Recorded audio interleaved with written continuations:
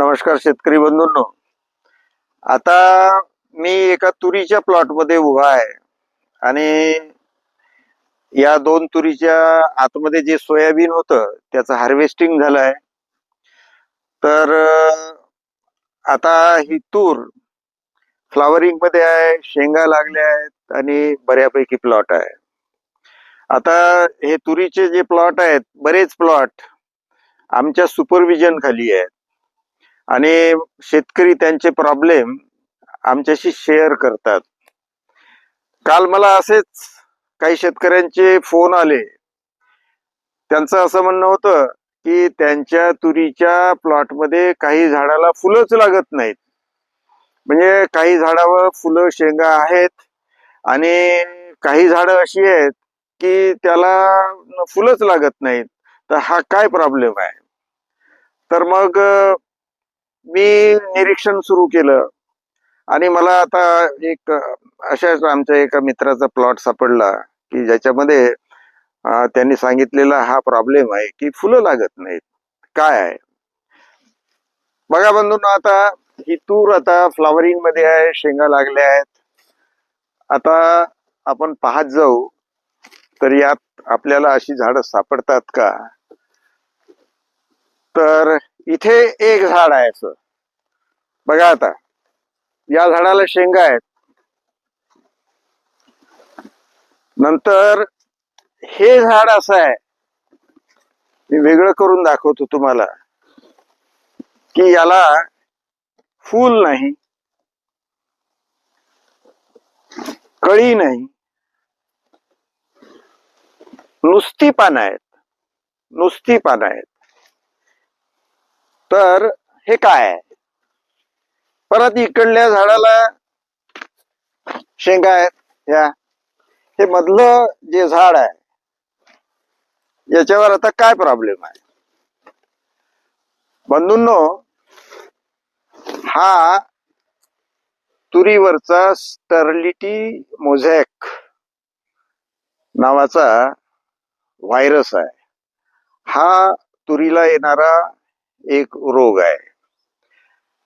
यामध्ये काय होते की हा व्हायरस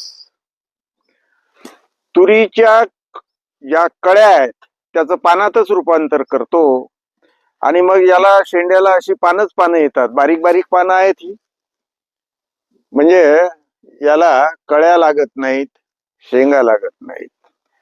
आणि हा व्हायरस या झाडामध्ये आधीच शिरला आहे. आणि ज्या सकिंग पेस्ट येतात आपल्या तुरीवर, मावा, तुडतुडे, पांढरी माशी, तर ह्या पेस्ट या रोगाचा प्रसार करतात.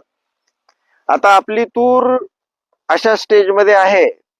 जर तुमचे असे प्लॉट असतील की जिथे शेंगा अर्ध्या शेंगा लागल्या आहेत, थोडीफार आता फुलं त्याचं शेंगामध्ये रूपांतर होणं बाकी आहे आणि कुठे कुठे असं झाड आहे, तर तुम्हाला मी यावरचा उपाय सांगतो.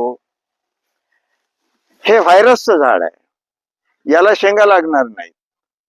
परंतु आता या झाडाला शेंगा लागणार नाहीत, परंतु हे झाड रोगग्रस्त आहे. या झाडापासून आपल्याला या रोगाचा प्रसार इतर झाडावर होण्याची शक्यता आहे किंवा ती शक्यता असते. ज्यावेळी ज्या सकिंग पेस्ट आहेत, रस शोषण करणाऱ्या किडी, या झाडावर बसून याचा रस पितात, नंतर त्या किडी या रोगाचं कॅरियर बनतात. त्या किडी ज्यावेळी दुसऱ्या झाडावर बसतात त्यावेळी त्या किडी त्या दुसऱ्या झाडामध्ये तो व्हायरस सोडतात. म्हणजे दुसरं झाड व्हायरसग्रस्त किंवा रोगग्रस्त होण्यासाठी त्या किडी मदत करतात. तर आपण काय करायचं आहे की ही अशी जी झाडं तुम्हाला तुमच्या शेतात दिसतील की ज्याला फुलं नाहीत, शेंगा नाहीत, तर ती झाडं मुळासकट काढून, म्हणजे ती झाडं काढून टाकायची आणि ती झाडं जाळून टाकायची. म्हणजे या रोगाचा प्रसार बंद होईल. आणि आपली तूर जर समजा फ्लावरिंग मध्ये असेल, म्हणजे असे काही झाडं आहेत आणि तूर फ्लावरिंग मध्ये आहे. तर एक तुम्हाला स्प्रे घ्यावं लागेल की त्या स्प्रे मध्ये अळीचं औषध आणि मावा तुडतुडे कंट्रोल होणारं सुद्धा औषध लागेल. म्हणजे सकिंग पेस्ट कंट्रोल करण्याचा स्प्रे तुम्हाला त्यावेळी लागेल ज्यावेळी याचं प्रमाण असेल, अन्यथा काही गरज नाही. आता ही जी तूर आहे यातल्या 50% शेंगा तयार झाल्या आहेत, थोडीफार फुलं आहेत. म्हणजे अशा प्लॉटमध्ये फक्त हे झाड काढून टाकणं हाच इलाज आहे. याच्या आधीची जर स्टेज असेल, बाकी प्लॉट फ्लावरिंग मध्ये आहे आणि अशी काही झाडं आहेत की ज्याला फुलंच नाहीत, तर अशा ठिकाणी तुम्हाला सकिंग पेस्ट साठी कुठलंही औषध घ्या तुम्ही. एखादं चांगलं इन्सेक्टिसाइड घ्या ज्यानं रसशोषक किडीचा बंदोबस्त होतो आणि ही झाडं काढून टाका. आपल्या तुरीचं आपण अशा प्रकारे निरीक्षण करा. आपल्या प्लॉट मधली वाण झाडं काढून टाका. रसशोषक किडीचा बंदोबस्त करा. हे अशा प्रकारचा ज्या रसशोषक किडी ज्या आहेत त्या जिथे गवत जास्त आहे त्या ठिकाणी अशा किडीचा अटॅक जास्त असतो. परंतु आता अशा शेवटच्या स्टेज मध्ये काही आपण फारसं करू शकत नाही.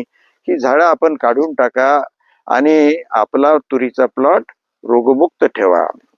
तर आमची माहिती जर आपल्याला आवडली तर त्याचा आपल्या दैनंदिन शेतीच्या कामामध्ये, आपल्या पीक उत्पन्नाच्या कामामध्ये आपण त्याचा अंतर्भाग करून घ्या, त्याचा वापर करून घ्या. आमची माहिती आवडली तर आपल्या मित्रांना ती सांगा, फॉरवर्ड करा. आमच्या चॅनलला जोडले जा आणि अधिक उत्पन्न घ्या. धन्यवाद.